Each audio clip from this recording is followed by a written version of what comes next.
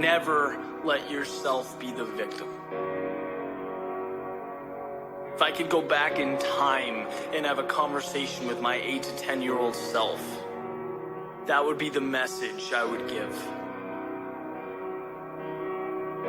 Because when you think about it, you're a kid, things don't go your way, what do? You cry, you whine, you throw a fit, you want your parents to feel sorry for you. You feel sorry for yourself.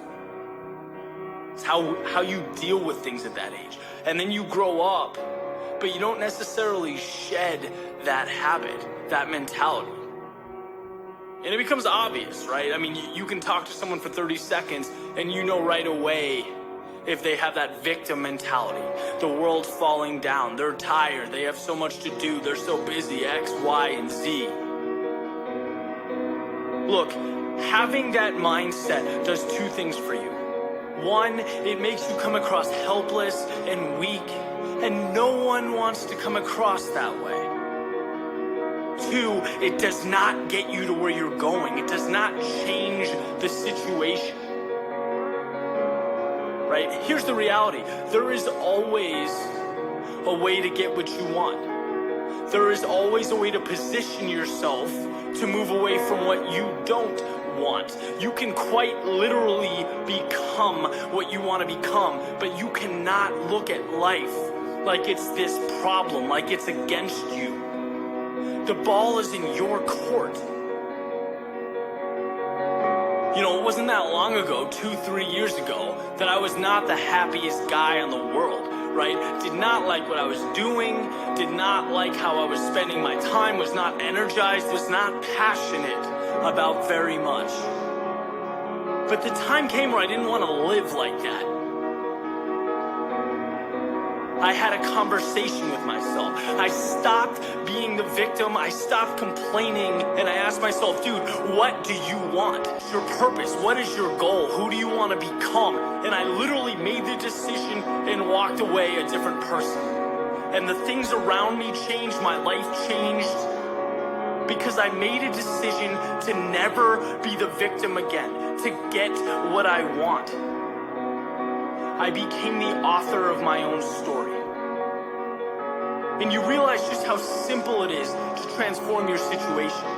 Not easy, right? And it takes time. But there's always a way to get from point A to point B. And this separates the world into two kinds of people. People who look at how things are, who accept reality as truth, who complain, and people who look at what can be, who make the most of any situation. Look at life as if it's clay, to be molded, to be shaped. It seems funny to me, knowing what I do now, that I went through any of my life like a hamster on a wheel. That I talked to people every day who didn't energize me, that I didn't want to be around, that I did things I wasn't passionate about. That is insanity.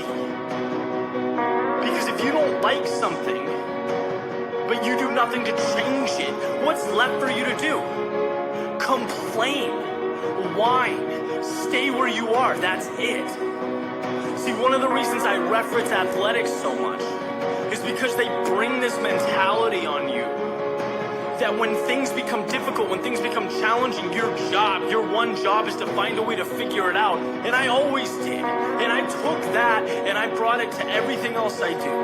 And now it's eye-opening to see people achieving success, financial freedom, these things everyone wants, and know that the difference between them and everyone else is that they felt like they deserved it. A lot of the time they weren't smarter, stronger, they weren't more gifted starting out, but they moved toward what they wanted. They didn't cry or groan about the problems, they didn't look for sympathy. Those at the top of the mountain are not victims. They would never let themselves be victims.